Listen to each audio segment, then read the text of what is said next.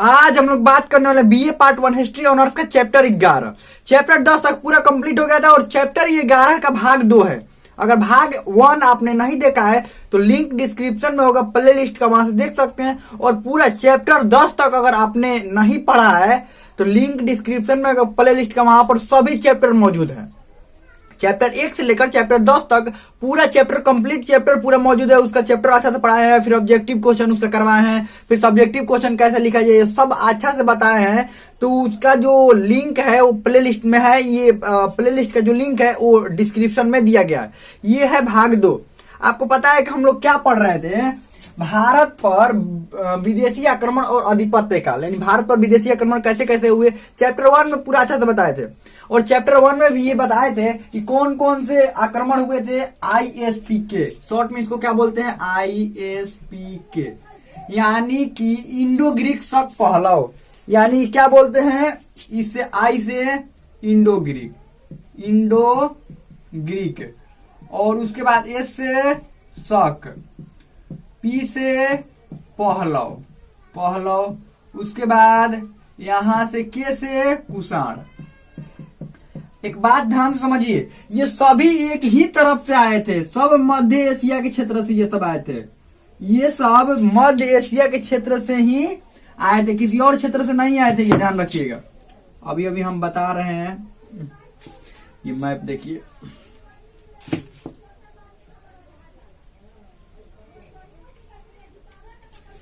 देखिए ये आए थे सब मध्य Asia. Indo Greek, Indo Greek कहां से आए थे? ये इंडो ग्रीक, यहाँ पर ग्रीक यानी कि यूनान से, ये भी मध्य एशिया से। मध्य एशिया के क्षेत्र कौन कहलाता है? यूनान, ईरान वाला क्षेत्र, सीरिया वाला क्षेत्र, ये सब मध्य एशिया में आता है। ये सब मध्य एशिया, सब के सब मध्य एशिया से आएंगे। देखिए कैसे। तो इंडो ग्रीक के बारे में पूरा विचार से पढ़ लेते। अब हम लोग पढ़ना है शक के बारे में। ये शक शासक कहते थे, शक कहां से आए थे, क्यों यहाँ पर आए थे, क्या हुआ था, पूरा डिटेल में पढ़ेंगे। चलिए इसको थोड़ा अच्छा से बना लिया जाए। चलिए तो बात करते हैं शकों की। शक की सबसे पहले बात करें तो ये शक शासक मुख्य रूप से सीरिया के थे। कहां के थे? सीरिया, मुख्य रूप से सीरिया, समझ लेते हैं। ये है सीरिया, मुख्य रूप से कहां के थे? सीरिया के थे। इसको भारतीय स्रोतों में इनको सीथियन कहा गया है। भारतीय स्रोतों में, स्रोत में सीथियन कहा गया, ध्यान रखिएगा। सीथियन, जो भी भारतीय लिखित जो स्रोत मिले हैं उस समय के, उसमें इनको क्या कहा गया? शक नहीं, सीथियन कहा गया, यानी कि सीरिया से आए थे ना, इसीलिए भारतीय स्रोतों में इनका नाम सीथियन मिलता है। अब ये यहां से भागे क्यों थे? भारत में क्यों आए थे? देखिए, कोई भी कहीं से अपना जगह छोड़कर भागता क्यों है? कोई भी अपने जगह से दूसरे जगह क्यों जाएगा? दो कारण होगा। या तो कोई इसको मार कर भगाएगा वहां से, और नहीं तो मतलब कोई परेशानी से, कोई भी समस्या से वहां से भागेगा, और नहीं तो अगर इससे भी बड़ा कुछ चीज दिखाई दे तो वहां पर क्या कर जाएगा? वो चला जाएगा। यानी कि इससे भी अच्छा जगह दिखाई दे तो वहां पर क्या हो जाएगा? वो शिफ्ट हो जाएगा दूसरे जगह, वहां पर चला जाएगा। तो भारत में अधिकतर जो आते थे इसी कारण से आते थे कि भारत में उनको कुछ क्या दिख जाता था? बेहतर, कुछ बेहतर दिख जाता था, जिसके कारण वो भारत में आते थे। भारत में एंट्री करने का यही सबसे प्रमुख कारण था कि भारत में कुछ अच्छा चीज दिख जाता था। लेकिन इनको, इंडो ग्रीक को तो कुछ अच्छा दिखा था, भारत में आए थे, आने वाले थे। ये इंडो ग्रीक वाले भारत में क्यों आए थे? इसका कारण कौन था? डिमेट्रियस था।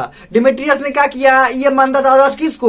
सिकंदर को। उसने सोचा, डिमेट्रियस ने, इंडो ग्रीक का ही राजा था ना, डिमेट्रियस ने सोचा कि जो हमारे पूर्वज, यानी कि उसके पूर्वज कौन थे? सिकंदर। जो सिकंदर महान नहीं कर पाए, यानी कि सिकंदर के साथ में वो सब महान लगाता है, सिकंदर महान बोलता है उसको। हम लोग किसको महान बोलेंगे? चंद्रगुप्त मौर्य को। क्यों बोलेंगे? क्योंकि चंद्रगुप्त मौर्य ने उनको क्या किया था? सिकंदर को यहां से भगाया था। तो देखिए, सिकंदर जो था, सिकंदर ये काम नहीं कर पाया, भारत में नहीं एंट्री कर पाया। लेकिन डिमेट्रियस ने यहां से ये सपना लेकर चला था, यूनान से डिमेट्रियस सपना ये लेकर चला था कि हमको भारत में एंट्री कर जाना है। और ये अपना आदर्श किसको मानता था? अपना आदर्श मानता था सिकंदर को। लेकिन क्या डिमेट्रियस सफल हो पाया? इसी क्षेत्र में रह गया। डिमेट्रियस और इसका जो वंशज थे, जितने भी सेनापति सब इसी क्षेत्र में रह गए। अभी भी इस क्षेत्र में है। इंडो ग्रीक अगर पढ़ रहे हैं तो ये भी अभी इस क्षेत्र में मौजूद है। कौन? इंडो ग्रीक वाले भागे नहीं है, अभी ये भी इस क्षेत्र में क्या है? अभी मौजूद है। अब शक वहां से क्यों है? यहां पर था एक यूची कबीला, यूची कबीला, यूची कबीला। यूची कबीले वाले बहुत खतरनाक होते थे। क्या खतरनाक थे? वो लोग क्या करते थे, चारों तरफ से हमला करते थे। अचानक एक गोरिल्ला युद्ध सुने हैं? गोरिल्ला युद्ध क्या होता है? चारों तरफ से घेर लिया जाता है, घेर कर क्या किया जाता है? मार दिया जाता है। ठीक वैसे यूची कबीले वाले थे।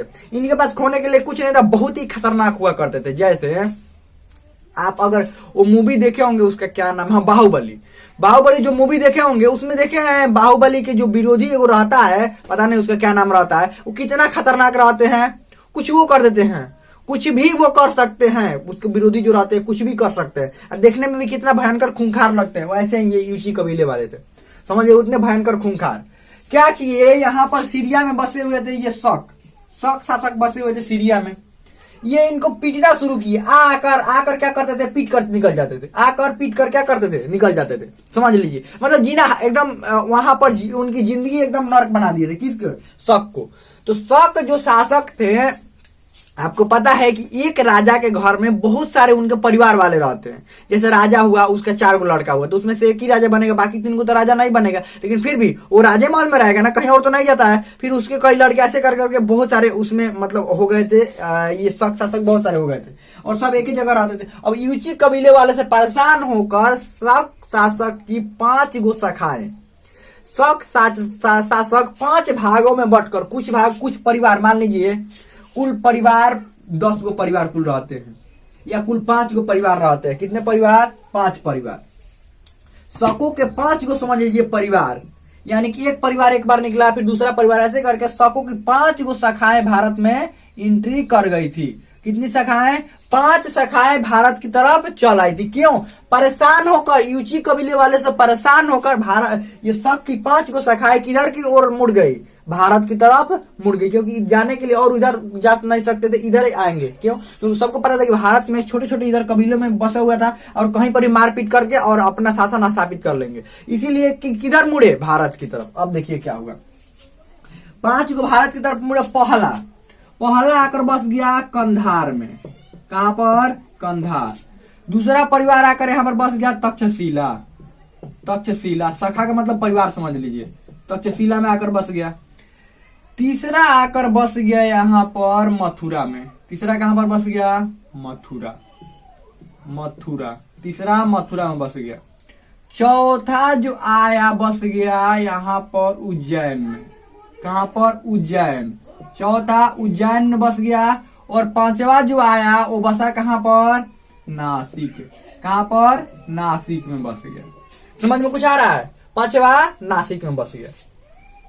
अब समझिए ये आए कौन से, कैसे आए थे, किस रास्ते से आए थे? आपको पता है कि यहाँ पर क्या है जी, यहाँ पर एक पर्वत का नाम बताए थे। उस पर्वत का नाम क्या है? एक पर्वत है, उस पर्वत का नाम बहुत ही फेमस पर्वत है। आप कमेंट में लिखकर जरूर बताइए कि इस पर्वत का हम क्या नाम बताए थे। यहाँ पर एक पहाड़ है, वो कौन सा पहाड़ है? बस हम आपको इस पहाड़ का नाम नहीं बताएंगे, नाम आप बताइए, क्योंकि पिछले वाला कई भाग में, पिछला कई बार हम इस पहाड़ का नाम बता चुके हैं।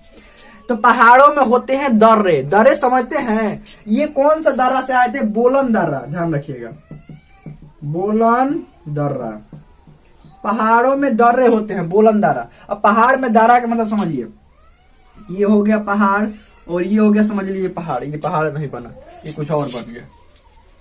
पहाड़ ये बनना है, देखिए, ये हुआ पहाड़, ये हुआ पहाड़, और ये हो गया समझ लीजिए पहाड़।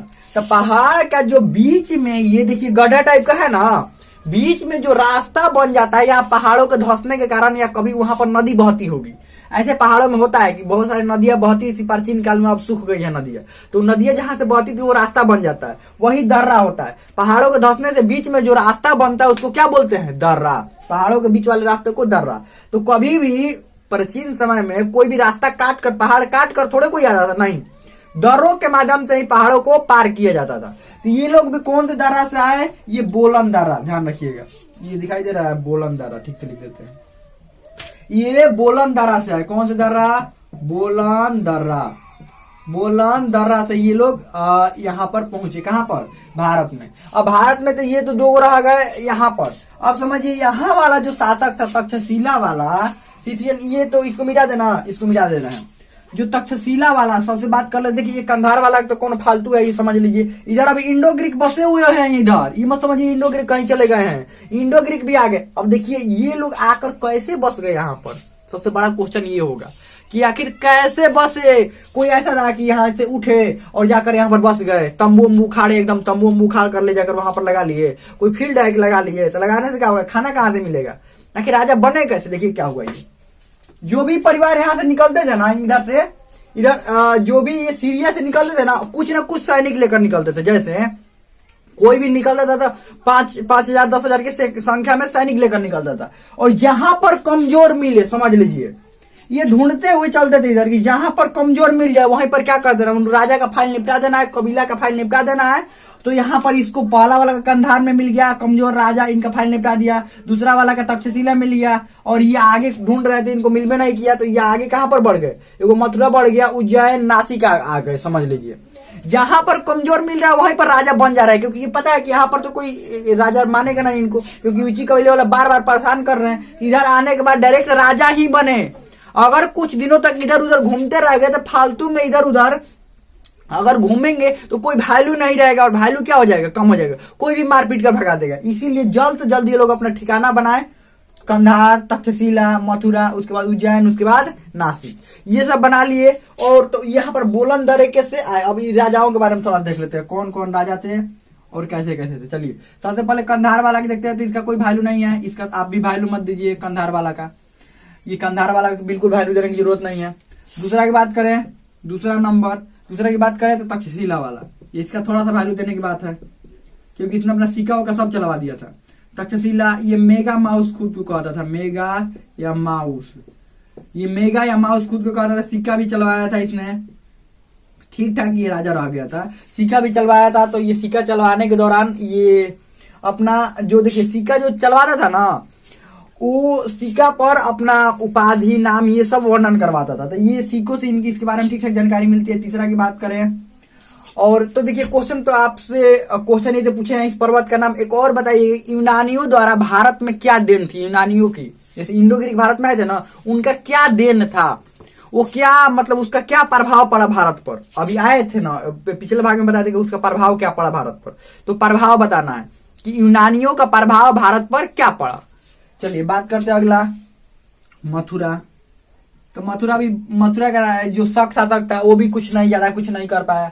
ये जो आसपास से मालवा से लड़ाई वड़ाई करता रहता था, मालवा बगल में था, उससे लड़ाई करता था। 4 नंबर की बात करें, दिखाई दे रहा है ना, 4 नंबर की बात करें उज्जैन, ये ठीक ठाक था, उज्जैन वाला, और एक था नासिक वाला। तो उज्जैन का था रुद्रदामन प्रसिद्ध, रुद्रदामन प्रसिद्ध था। और 5 नंबर में नासिक का कौन था, नहपान, नासिक वाला नहपान था।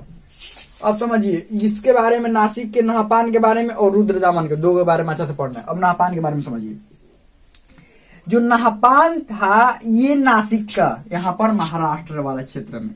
आपको पता है कि आंध्र सातवाहन शुरू में आंध्रा वाले क्षेत्र में थे, धीरे धीरे ये मध्य प्रदेश वाले क्षेत्र में प्रवेश, मध्य प्रदेश बोल रहे हैं, धीरे धीरे महाराष्ट्र वाले क्षेत्र में प्रवेश कर गए। जब गौतमीपुत्र सतकर्णी यहाँ का शासक था, ये आंध्र सातवाहन वंश का शासक जब गौतमीपुत्र सतकर्णी था, तो उस समय एगो से लड़ाई किया था। किससे लड़ाई किया था, ये नहपान। किससे लड़ाई किया था, नहपान से। कौन लड़ाई किया था इससे, गौतमीपुत्र सतकर्णी किस वंश का राजा था, ये सातवाहन वंश का राजा था। तो ये लड़ाई हुआ था इसका, ये उछलकर मारने के लिए आया था, किसको, गौतमीपुत्र सतकर्णी को। ये पता नहीं है कि ये तो मार पीटा कर भागे हैं इधर से, ऊपर से आकर इसको मारने के लिए दौड़ रहे हैं। तो गौतमीपुत्र सतकर्णी ने जमकर इनको, जैसे धुलाई किया जाता है ना, जमकर धुलाई कर दिया इनका, और हार गए नहपान। हारने के बाद में ये वापस तो इधर लौट गया, ये अपना क्षेत्र विस्तार बढ़ा लिया। ये इसका क्षेत्र कुछ हिस्सा अपना, पूरा तो नहीं, नापान का हिस्सा कब्जा किया, लेकिन कुछ हिस्सों को ये गौतमीपुत्र सतकर्णी ने अपने क्षेत्र में मिला लिया। उसके बाद गौतमीपुत्र सतकर्णी ने एक सिक्का जारी करवाया, जिसमें एक तरफ नापान का चित्र था, एक तरफ गौतमीपुत्र सतकर्णी। गौतमीपुत्र सतकर्णी एकदम बढ़िया से खड़ा था, ठीक ठाक एकदम जीता हुआ मुद्रा में, और नापान जो था वो हारा हुआ मुद्रा में खड़ा था, एकदम हारा हुआ, झुका हुआ मुद्रा में। इससे ये पता चलता है कि नापान उस युद्ध में हार गया था। और ये सिक्का कहां पर मिलता है, महाराष्ट्र के जोगल थम्बी नामक जगह से 8,000 सिक्कों की संख्या मिली है। अभी सिक्का तो बहुत सारा चलवाया था, लेकिन मिला है सिर्फ 8,000 की संख्या में। इसका नापान की बात हो गया, ये ठीक ठाक राजा था जो कि ये लड़ाई वड़ाई किया। देखिए इतिहास में नाम देखिए, ये सब का नाम काहे नहीं आ रहा है। इतिहास में कोई बड़ा काम करना पड़ता है, गलत या सही। अब देखिए गलत सही कुछ भी काम करे बड़ा हो तो इतिहास में नाम आता है। अगर सही काम करेंगे तो आपको लोग आदर्श मानेंगे, आपको क्या मानेंगे, आदर्श, और आपका नाम इज्जत से लेंगे। लेकिन यही जब गलत काम करेंगे ना तो लोग इज्जत से आपका नाम नहीं लेंगे और आपको आदर्श नहीं मानेंगे। कभी भी उदाहरण देना होगा सही वाला तो आपका उदाहरण नहीं दिया जाएगा, हमेशा गलती वाला ही उदाहरण आपको दिया जाएगा, हमेशा नीचे दृष्टि से ही देखा जाएगा अगर गलत काम करते हैं तो। इसीलिए कई शासकों ने इतिहास में अपना वर्चस्व रखने के लिए, अपना स्वाभिमान रखने के लिए बहुत कुछ दांव पर लगा दिए, लेकिन वो गलत काम नहीं किए। चलिए आगे बढ़ते हैं। रुद्रदामन की बात करें, ये भी ठीक ठाक राजा हुआ, ये भी ठीक ठाक राजा हुआ। ये वाला मिटा दें, ये वाला मिटा देते हैं, यहीं पर बता रहे हैं, ये आप लोगों लिख लिया है ना। चलिए मिटा देते हैं। देखिए अब इसके बारे में थोड़ा सा रुद्रदामन के बारे में समझ लीजिए। कहाँ का राजा था ये? उज्जैन का, उज्जैन का था, उज्जैन। रुद्रदामन, रुद्रदामन कहाँ का था? उज्जैन। आप समझिए ये उज्जैन का राजा था, यहाँ पर उज्जैन वाले क्षेत्र में। लेकिन नाम आता है कि ये गुजरात के जूनागढ़ में ये अभिलेख लिखवा दिया। आखिर कैसे? तो ये ताकतवर था, ये शक शासकों में सबसे इसको ताकतवर माना जाता है। क्यों? क्योंकि ये यहाँ तक आते आते पूरा जूनागढ़ को, पहले नासिक में था और पूरा जूनागढ़ कब्जा कर लिया। इधर से नापान, इधर से काम खत्म, इधर से ये आंध्र सतवाहन वाले कब्जा कर लिया और इधर से ये नापान का वंश खत्म। यहीं पर समझ लीजिए नापान का वंश खत्म हो गया। और ये देखिए इसी के थे, ये दोनों सके साधक थे, लेकिन आपसों में विद्रोह होता है ना। ऐसा थोड़ा होता है कि आपस में पूरा बढ़िया से एकदम रहेंगे, नहीं, विद्रोह आपस में होता है। भाई भाई में विद्रोह हो जाता है, भाई से बड़ा दोस्त और भाई से बड़ा दुश्मन कोई नहीं होता है। अगर भाई अगर दोस्त बन जाए तो बहुत अच्छा दोस्त हो जाता है, लेकिन अगर दुश्मन बन जाए तो विनाश का कारण भी बन जाता है। तो ध्यान रखना होता है, यही है, परिवार वाले ही है। देखिए परिवार वाले, अगर परिवार वालों से बच गए तो दुनिया में बहुत काम कर सकते हैं, बहुत नाम कर सकते हैं, बहुत ऊंचा उठ सकते हैं। लेकिन अगर परिवार वालों ने तबाह कर दिया तो समझ लीजिए पूरा कुछ, सब कुछ तबाह हो जाता है। बताया है ना कि रास्ते में कितने भी कंकड़ हो चल सकते हैं पथरीले जमीन पर, लेकिन वही कंकड़ एक चप्पल या जूता में आकर उछल कर पड़ जाए तो एक कदम भी चलना मुश्किल हो जाता है। तो यही है, परिवार वालों से अगर परेशान हो जाए तो समझ लीजिए कि जब परिवार वालों से परेशान हो जाते हैं तो आगे नहीं बढ़ पाते, लेकिन वही परिवार वाले से जब परेशान नहीं होते हैं तो वो आगे बढ़ जाते हैं। तो यही रुद्रदामन, रुद्रदामन के एक जूनागढ़ अभिलेख आता है, जूनागढ़ अभिलेख, जूनागढ़ अभिलेख एक नाम आता है। जूनागढ़, इसको गिरनार अभिलेख कहते हैं, गिरनार अभिलेख, इसको क्या बोलते हैं?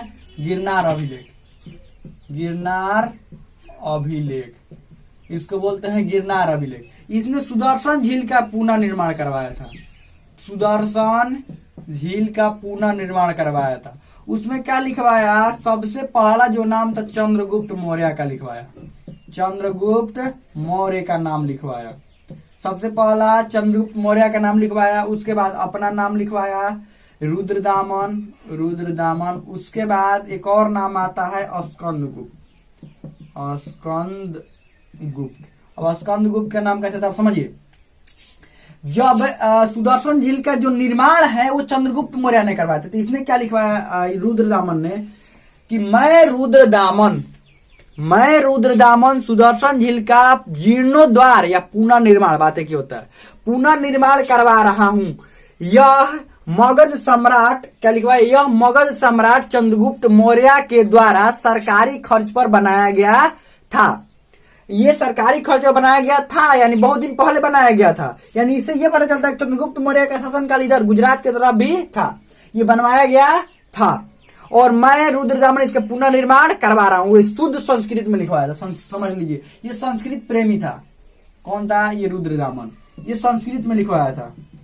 ये पूछा जाएगा ये संस्कृत में, तो ये संस्कृत में यही था। ये जूनागढ़ अभिलेख संस्कृत में है। उसके बाद स्कंदगुप्त का भी नाम इस पर आता है। तो रुद्रदामन में जब पुनर्निर्माण करवाया उसके कुछ वर्षों बाद स्कंदगुप्त ने भी सुदर्शन झील का पुनर्निर्माण करवाया और उस पर अपना नाम स्कंदगुप्त भी लिखवा दिए। गुप्त वंश का शासक था। अब बात करते हैं कि ये जो शक शासकों के बारे में हो गया, बस इतना ही इनके बारे में चर्चा आता है। अब शक शासक ISP के बोले थे ना, ISP के, इंडो ग्रीक शक और पहलव। ये पहलवों के बारे में थोड़ा सा समझ लेते हैं। पहलव भी यूची कबीले वाले से परेशान होकर, पहलव भी यहाँ पर नीचे ही थे इनके, किनके नीचे थे ये जो शक शासक, यहाँ पर तो शक थे ना, शक के नीचे कौन थे? पहलव। तो ये भी पहलव भी यूची कबीले वाले से परेशान, यूची कबीले वाला आकर कभी इनको मार देते थे, कभी इनको पीट कर निकल जाते थे, पहलव वालों को, कभी पीट कर उनको इनको। ये पहलव वाले परेशान होकर किधर आए? भारत की तरफ आए। और भारत की तरफ आए पहलव वाले परेशान होकर, तो पीछे पीछे यूची कबीले वाले भी आ गए। कौन आ गए? यूची कबीले वाले। किसके पीछे पीछे? शकों के पीछे और पहलव के पीछे, जिनका भारत में नाम पड़ गया कुषाण। इसके बाद का पढ़ेंगे कुषाण। यही कुषाण वाले थे जो यूची कबीले वाले थे, बहुत ही खतरनाक, और भारत में आकर इनका भी पूरा नाम हुआ। आगे पढ़ेंगे कैसे नाम हुआ। यही कुषाण वाले ही थे जो कौन थे? यूची कबीले वाले थे। तो हमें लगता है कि बहुत अच्छा समझ में आ गया होगा, और अगले भाग में हम लोग आगे बात करेंगे। इसमें कोई भी डाउट हो, कोई भी क्वेश्चन हो, आप कमेंट में पूछ सकते हैं। हमें लगता है समझ में आ गया होगा।